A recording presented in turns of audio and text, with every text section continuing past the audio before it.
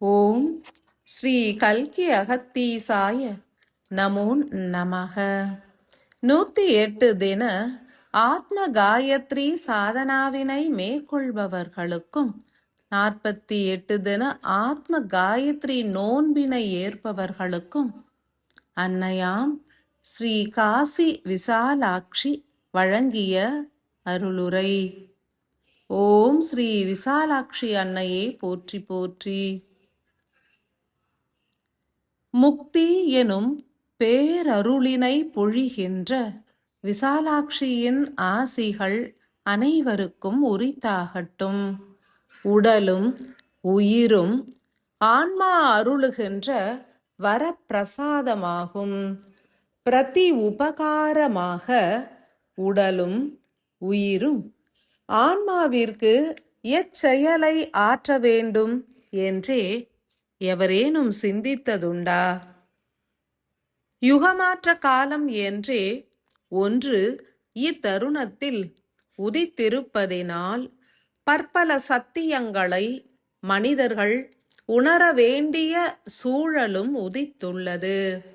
எந்த ஒரு செயலை ஆற்றினாலும் ஏன் ஏற்றுள்ளோம், எத்தருணத்திற்குள் நிறைவுறுத்த வேண்டும், அதன் காரணம் என்ன, அதற்கான பலன் என்ன போன்ற அனைத்தினையும் உணர்ந்தும் அறிந்தும் ஏற்கின்ற மனிதர்கள் ஏன் இப்புவியில் பிறந்துள்ளோம், இறைவன் எச்செயலை ஆற்றிட நமக்கு உரைத்துள்ளார் மற்றும் அதன் பலன் என்ன போன்றவற்றை குறித்து சிந்திக்க தவறுவது ஏன்? அன்பு மானுட செல்வங்களே, சிந்தியுங்கள். உங்களது சிந்தனைக்கு துணை புரிவதே எமது பணியாகும். விசாலமான சிந்தனைகளுக்கே யாம் துணை புரிவோம். ஸ்ரீ விசாலாட்சியாகிய யாம் இத்தருணத்தில் ஒடுங்கிடவே முற்படுகின்றோம்.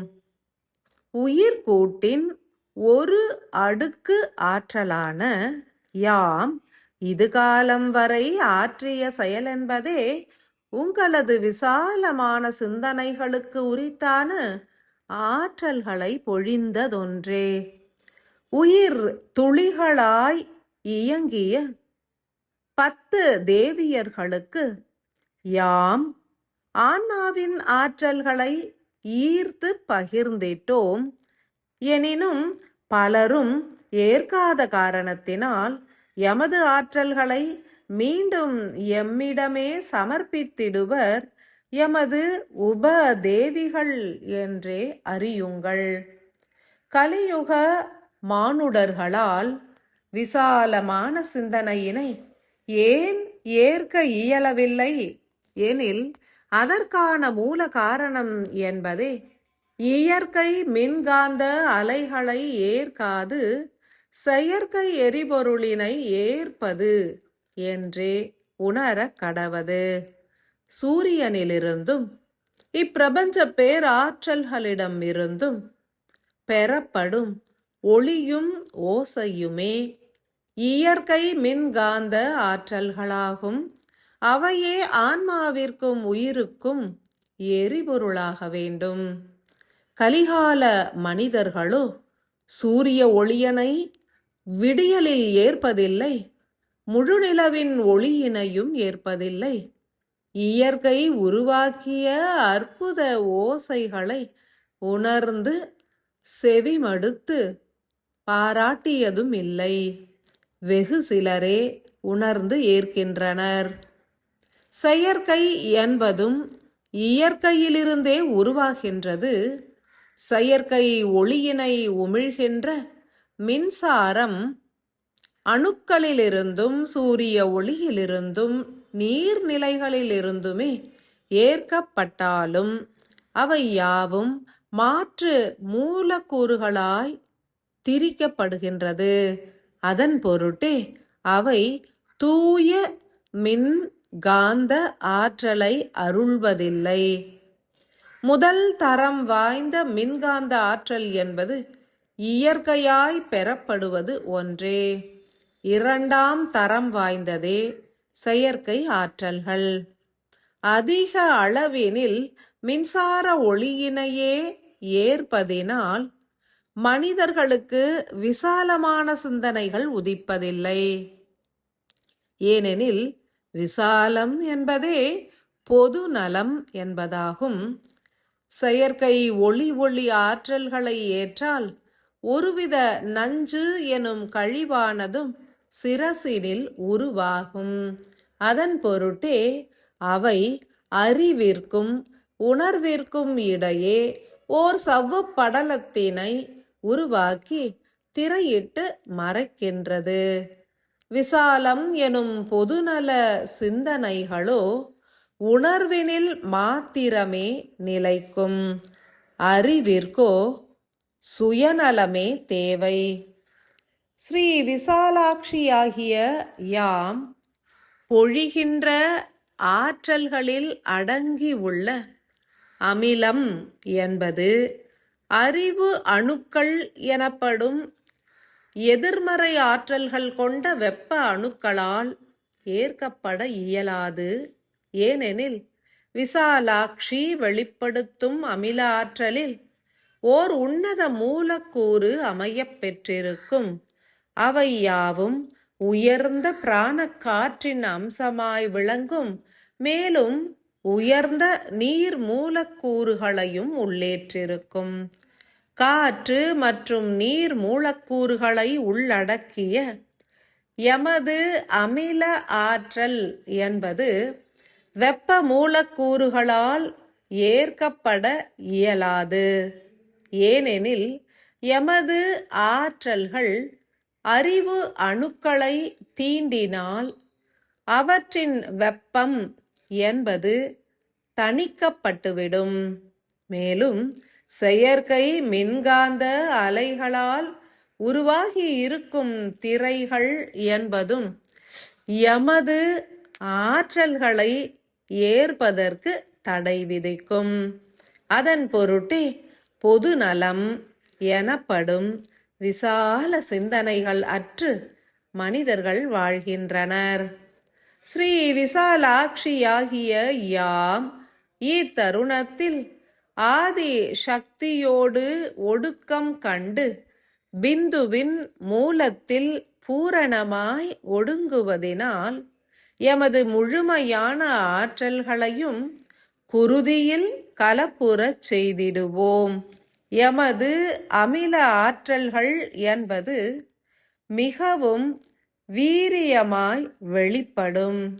ஏனெனில் எமது உபதேவியர்களாய் செயல்புரிந்த அனைத்து சக்தி நிலைகளும் எம்முள் ஒடுங்கிவிட்ட காரணத்தினால் எமது ஆற்றல்களை யாம் நேரிடையாக உணர்வு அணுக்களாகிய நேர்மறை அணுக்களுக்கே பகிர்ந்திடுவோம். அதன் மூலம் குருதியானது வீரியமான வெப்ப அலைகளை உருவாக்கும்.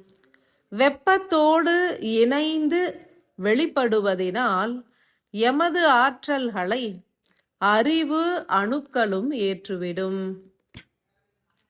ஸ்ரீசக்கர தியானங்களை புரிகின்ற அன்பு நிறைந்த ஆன்மாக்கள் அனைவருமே ஸ்ரீ விசாலாட்சியாகிய எமது தன்மையினை உணரும் தருணம் நெருங்கி உள்ளது என்றே அறிந்திடுங்கள்.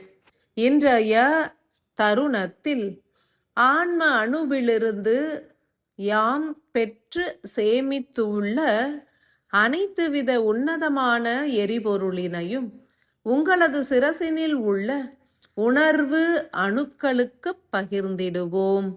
இதன் மூலம் நேர்மறை ஆற்றல்கள் அதீதமாய் பெருகிடும். செயற்கை ஒளியினால் உருவான தடைகள் யாவும் நீக்கமடையும். நேர்மறை அணுக்களும் எதிர்மறை அணுக்களும் ஒன்றோடு ஒன்று கலப்புறும் எனில் உங்களது உணர்வும் அறிவுமே தீர்க்கமாய் கலப்புறும் என்றுமே அறிய கடவது. உணர்வு நிலைகளில் எமது அமில ஆற்றல்கள் ஓங்கிடத் துவங்கும். அதன் மூலம் அறிவின் செயல்பாடுகள் குன்றி உணர்வின் செயல்பாடுகள் ஓங்கிடும். உணர்வு என்பது நேர்மறை ஆற்றல்களை உள்ளடக்கியது எனில் விசால சிந்தனைகளும் எளிதாய் உருவாகும். அனைவருமே பொதுநல சிந்தனைகளை ஏற்று உலகம் உய்வுற உதவிடவும் இயலும். ஸ்ரீ விசாலாட்சியாகிய யாம் மனிதர்களின் சுயநலத்தினால் உருவாகும் கர்ம பதிவுகளையும் நீக்கிடுவோம். கங்கை கரையில் காசியின் விசாலாட்சியாக வீற்றுள்ள யாம் மானுடர்களின் கர்ம வினைகளை நீக்கி முக்தியினை அருள்கின்ற பணியினையே புறத்தினிலும் ஏற்றுள்ளோம்.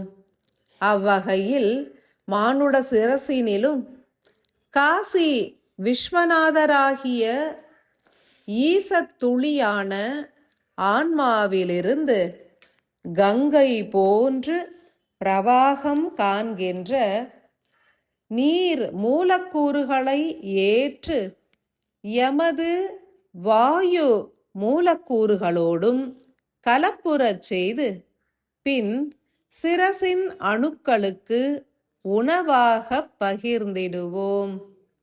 எவ்விதம் காசி எனும் புண்ணிய ஸ்தலமானது முக்தியினை அருள்கின்றதோ அவ்விதமே யாமும் அருளினை பொழிகின்றோம். கங்கையின் ஆற்றல்களில் கர்ம பதிவுகள் எனும் புரத மென்பொருட்களை அழிக்கும் ஆற்றல் கொண்ட மூலக்கூறுகள் உண்டு. அதனை போன்றே விசாலாட்சியாகிய எமது ஆற்றல்களும் கர்மத்திரைகளை எளிதாய் நீக்கிடும். உங்களது சிரசினில் குருதியில் கலப்புறும் எமது ஆற்றல்கள் நேர்மறை அணுக்களுக்கு அதீதமான ஆற்றல்களை பொழிவதினால் நேர்மறை எண்ணங்கள் பெருகும். அவையே பொதுநல சிந்தனைகளுக்கும் வழிவகுக்கும். மேலும் விசாலமான மனம் உருவாகவும் காரணமாகிடும். எவற்றையும் ஆழமாய் உணரும் ஆற்றலை அருளிடுவோம். இதன் மூலம் கருணை நிறைந்த சத்தியயுக ஆன்மாக்களாய் மலர்ந்து இயங்கிடவும் இயலும். உணர்வுகளும் உத்தமமாகும், கனிந்த செயல்களும் வெளிப்படும். ஆழமாய் உணர்ந்து எம்மை ஏற்க கடவது. ஸ்ரீ விசாலாட்சி அன்னையின் விசாலமான ஆசிகள்.